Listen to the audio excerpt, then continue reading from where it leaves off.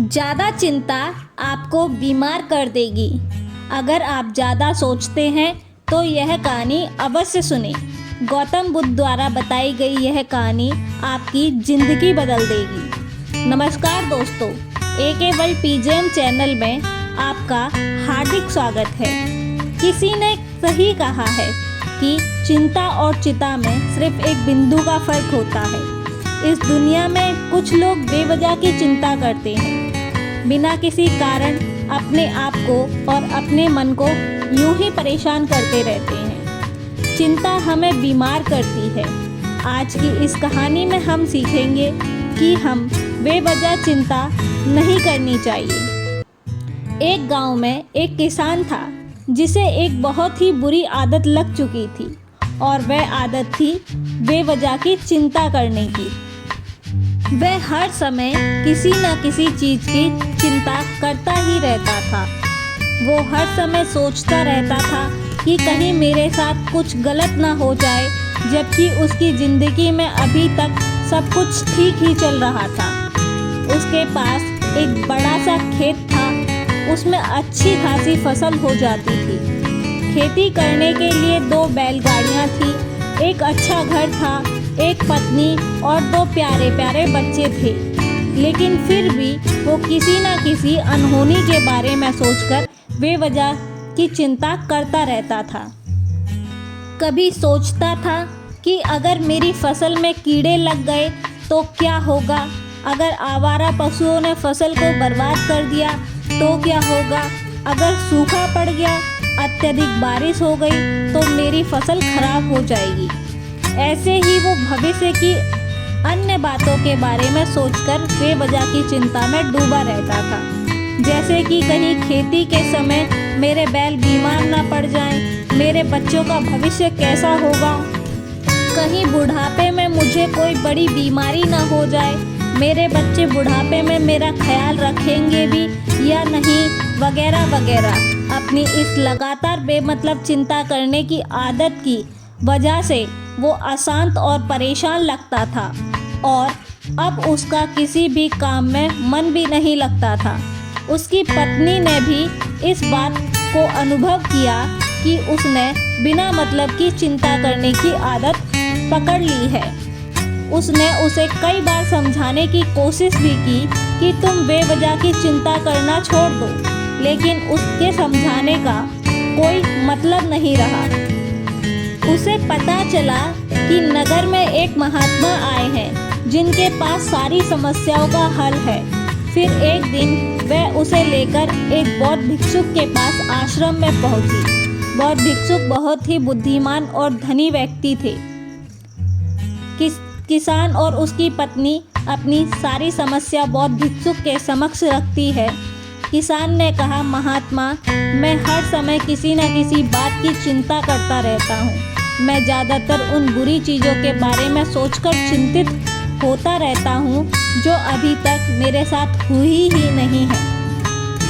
किसान की समस्या को पूरे ध्यान से सुनने के बाद बौद्ध भिक्षुक ने कहा, ठीक है, तुम दोनों कल सुबह आना और फिर मैं तुम्हें तुम्हारी समस्या का समाधान बता दूंगा। अगली सुबह जब किसान और उसकी पत्नी वही भिक्षु के आश्रम में पहुँचे तो देखते हैं कि बौद्ध भिक्षुक बहुत ही चिंतित अवस्था में जमीन पर पलटी मारकर बैठे हुए हैं और उनके सामने एक दूध से भरा हुआ गिलास रखा है। बौद्ध भिक्षुक बार बार उस दूध के गिलास की तरफ देख रहे हैं और फिर कभी अपना हाथ अपने सिर पर रखते तो कभी जमीन पर। वह बहुत ही चिंतित और बेचैन दिखाई पड़ रहे थे। यह देखकर किसान ने पूछा, महात्मा, आप इतने परेशान क्यों लग रहे हैं? आपके समक्ष दूध रखा है, आप इसे पी क्यों नहीं लेते? महात्मा बोले, मुझे चिंता हो रही है कि कहीं इस दूध को बिल्ली ना पी जाए, या फिर मैं कहीं जाऊं तो क्या पता ये दूध कहीं गिर ना जाए। मैं दूध को पीना तो चाहता हूँ, लेकिन मेरा मन भी नहीं है। मैं यही सोच रहा हूँ कि अगर यह दूध खराब हो गया या फिर कोई गंदी चीज़ इस पर पड़ गई तो फिर क्या होगा। इतना सुनकर किसान जोर जोर से हंसने लगा। किसान ने हंसते हुए कहा, इसमें इतनी चिंता करने वाली बात कौन सी है? यह दूध ही तो है। अगर इसे बिल्ली ने गिरा दिया या यह खराब हो गया या फिर किसी ने इसे पी लिया तो क्या हो गया? यह आपको दोबारा मिल जाएगा। और वैसे भी आपका चिंता करना व्यर्थ ही है, क्योंकि ना तो अभी इसे बिल्ली ने गिराया है और ना ही खराब हुआ है और ना ही अभी इसे किसी ने पिया है, और हो सकता है कि भविष्य में ऐसा हो भी ना। किसान के मुंह से यह बातें सुनकर बौद्ध भिक्षुक मुस्कुराए और बोले, मैं भी तो तुम्हें यही समझाने का प्रयास कर रहा हूँ कि भविष्य में उन घटनाओं की चिंता करना व्यर्थ है जो अभी हमारे साथ हुई ही नहीं है, और बहुत बड़ी संभावना तो यह है कि वह कभी हमारे साथ होंगी भी या नहीं। अगर होती ही तो इस चीज़ को तुम एक बार हासिल कर सकते हो तो तुम उसे दोबारा भी हासिल कर सकते हो, और अगर नहीं कर पाए तो कोई बात नहीं, क्योंकि समस्याओं के आने के साथ उन समस्याओं का सामना करने की हिम्मत भी अपने आप ही आ जाती है। यह बातें सुनने के बाद किसान को लगा कि जैसे किसी ने उसके गाल पर एक थप्पड़ मारकर उसे नींद से जगा दिया हो। उसे महसूस हुआ कि वह भी तो यही गलती कर रहा था। वह भी तो भविष्य की उन घटनाओं के बारे में सोचकर चिंतित हो रहा था जो अभी तक घटी ही नहीं है और शायद कभी घटेंगी भी या नहीं। किसान और फिर बौद्ध भिक्षुक के चरणों में गिरकर कहने लगा कि इतनी आसान मुझे मेरी गलती का एहसास करवाने के लिए आपका बहुत बहुत धन्यवाद, और मैं आज से पूरा प्रयास करूँगा, मैं बेवजह चिंता करना बंद कर दूँगा। जापान में एक लोकप्रिय कहावत है कि अगर तुम चल रहे हो तो सिर्फ चलो, अगर तुम खा रहे हो तो सिर्फ खाओ, लेकिन एक समय में सिर्फ एक ही काम करो, चिंता ना करो। इस लोकप्रिय कहावत के अर्थ ने मुझे हैरान कर दिया था, और सच कहूँ तो मुझे ऐसा लगता है कि कहावत के अर्थ में ही राज छुपा हुआ है, जिसे अगर किसी ने अच्छे से समझ लिया और अपने जीवन में उतार लिया तो वो चिंता के बंधन से हमेशा हमेशा के लिए मुक्त हो जाएगा। इस कहावत के अर्थ के बारे में हम आगे बात करेंगे, लेकिन उससे पहले देखते हैं कि हमारे दिल दिमाग में इस तरह के विचार ज़्यादा चल रहे होते हैं। पहला, क्या मैंने यह काम सही से किया है? दूसरा, क्या मैं इसे और बेहतर कर सकता था? तीसरा, इसका परिणाम क्या होगा? और चौथा, लोग मेरे और मेरे काम के बारे में क्या सोच रहे होंगे? यह ऐसे कुछ विचार हैं जो हमारे दिमाग के सिस्टम में ज़्यादातर समय चलते रहते हैं, लेकिन हमें पता नहीं चलता, क्योंकि हमने इन विचारों के साथ जीना सीख लिया है और हमारा दिमाग काम भी ऐसे ही करता है कि अगर हमने इसे किसी काम को कई बार करवा लिया है तो फिर उसे अपनी आदत बना लेता है और फिर हमारे चाहे बिना भी उस काम को करने का प्रयास करता है। शुरुआत में तो हम किसी भी काम को अपनी इच्छा से पूरे होशो हवास में करते हैं, लेकिन बाद में वो हमारी आदत बन जाता है और फिर हम बस बेहोशी की हालत में बिना सोचे समझे उस काम को करते चले जाते हैं।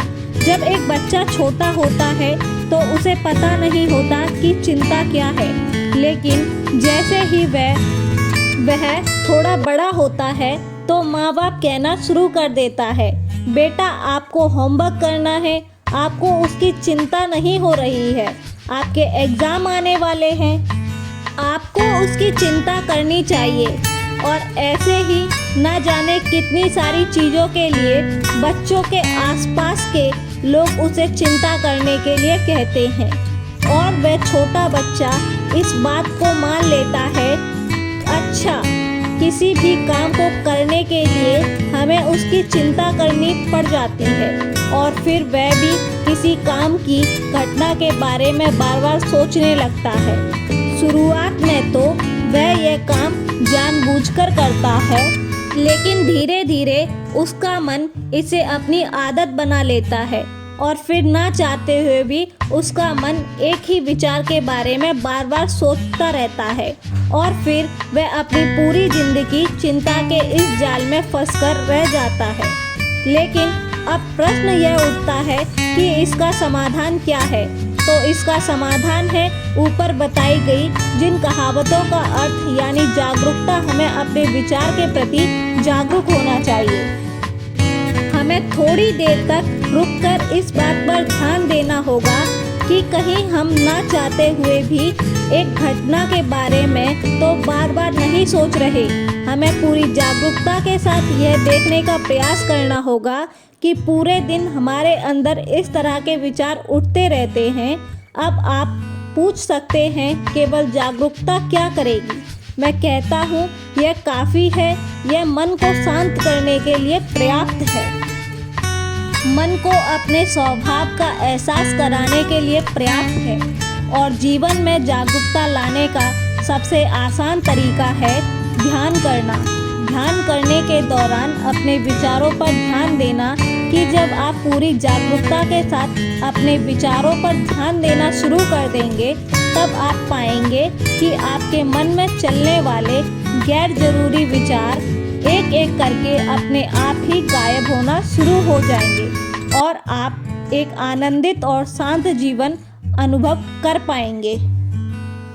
बाकी अगर ये कहानी आपको अच्छी लगी हो तो इस स्टोरी को अपने दोस्तों को ज़रूर शेयर करें और ऐसी और कहानी सुनने के लिए AK world TJM YouTube channel को सब्सक्राइब करें। तब तक मिलते हैं हम आपसे ऐसे ही एक और प्रेरणादायक कहानी के साथ अगले दिन। धन्यवाद।